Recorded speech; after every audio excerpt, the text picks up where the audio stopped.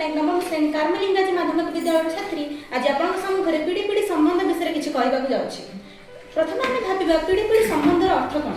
यह हूँ जेजेबापा जेजेमा अजा आई माता पिता और पिला भल पाइबा अनुभव और सम्मान एक सेतु। एक परिवार को जिते आम एक वृक्ष सहित तुलना कर देखा तेज तार मूल होती आम पुराणा पीढ़ी, तार दंड होती आम माता पिता एवं तार फल और फूल हो आम नुआ पीढ़ी। मूल जिते शक्तिशाली हो वृक्ष से सुस्थ और दृढ़ हो आम पुराणा पीढ़ी सहित आम संबंध जिते दृढ़ हो आम समाज से सुंदर और सुस्थ हो। पुराणा पीढ़ी आम केवल लोक नुहति से अनुभव जीवंत पुस्तक।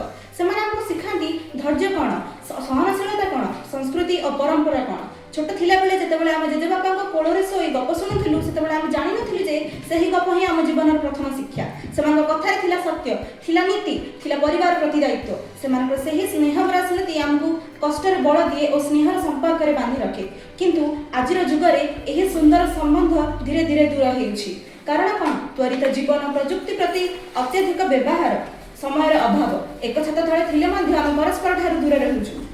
जेजेबापा जेजेमा आम सह कथा हेबाक चाहूँगी किंतु आम मोबाइल रे व्यस्त। सेमान आम सह समय काटिबाक चाहूँगी किंतु आम सोशल मीडिया रे व्यस्त। यह कि आम पई गर्वर कथा ना, यह एक चिंतार विषय। पीढ़ी पीढ़ी संबंधर आवश्यकता कहीं कारण पुराणा पीढ़ी हेउछि अनुभव, नूतन पीढ़ी हेउछंती नूतन चिंताधारा। जेतेबेले अनुभव और नूतनत्व मिसे सेतेबेले सृष्टि हुए एक सुंदर भविष्य।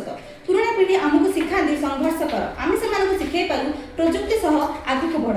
यह हेउछि परस्पर शिक्षा, परस्पर सम्मान।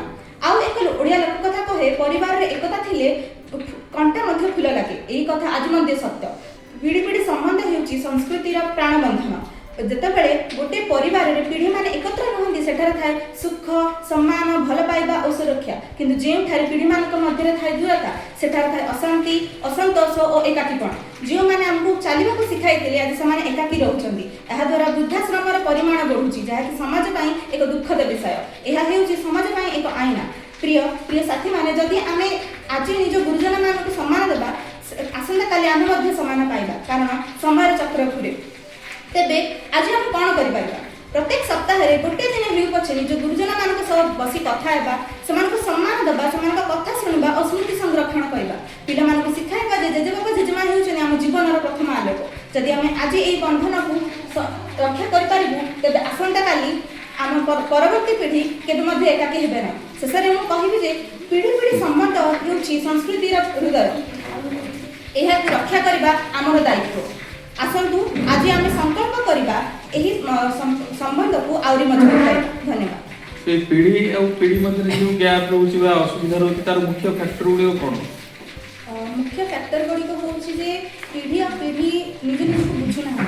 तबे पुराना पीढ़ी कर किछ अलग चिंताधारा अछि, नूतन पीढ़ी मानकर किछ अलग चिंताधारा अछि। सेमाने निज निज परस्पर भितरे सेमाने बुझिबा को चाहू नांदी जे नुआ पीढ़ी कोन चाहूची बा नुआ पीढ़ी बुझिबा को चाहू नांदी जे पुराना पीढ़ी कोन चाहूची। यदि सेमाने परस्पर बसकी कथा हुनते जानिबा को पाते जे पुराना पीढ़ी एमती कोन दरकार अछि आगु जहाँ नुआ पीढ़ी को दरकार माने सेमान को भितरे गोटे एमती कन्वर्सेशन हुआंता जा द्वारा हम जानि पारंते कि पुराना पीढ़ी को जहाँ दरकार थिला सेटा समान पाखरे नाही कि जोडा नुआ पीढ़ी को दरकार अछि सेटा समान पाखरे एबे नाही। तो से द्वारा हम जो जनरेशन गैप अछि सेटा को हमें भांगी पारि बा एटा को सम्मान करि पारि से ता द्वारा बहुत पक्षरे पीढ़ी पीढ़ी संबंध और मजबूत हो पाए।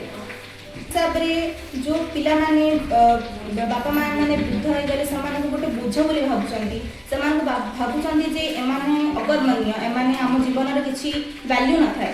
सेटा जदि भाबिबा बंद कर देबे जदि समान को निज पूज्य निज भगवान परि पूजा करी काहे ना बापा मां को हम ऊपर बहुत ऋण अछि जोडा हम जीवन रे केबे भी सुझी परिबा नाही। तो ताकू नै कि जदि हम ताकू हम साथी रे रखिबा, समान को कथा मानिबा, समानकर जो परंपरा थिला, समानकर जो संस्कृति समानकर विषय आ जानि परिबा सेबे ए पीढ़ी पीढ़ी संबंध और मजबूत हो पाए। जेहेतु एटा एआई टेक्नोलॉजी जुग आमे पुराना पीढ़ी माने आम जेजेबापा जेजेमा हुंतु समान को कहि परिबा जे एहार सकारात्मक व्यवहार कोन आ नकारात्मक व्यवहार विषय भी हम समान कर पाइबा। समान को हम सुनि परिबा जे जेतेबेले समान को पाखरे टेक्नोलॉजी नथिला समान केमिति चलुथिले, समान केमिति बंचुथिले। तो समान को से मध्य आम ए पीढ़ी पीढ़ी जो दूरता हो जाउछि कि पुराना पीढ़ी भाबुछि जे एआई टेक्नोलॉजी पिला मानकु आम विषय किछि जणा नाही, समान जानिबा को भी चाहू नांती। तो ए जो गैप रहउछि एडा आ द्वारा आमे भांगी पाइबा।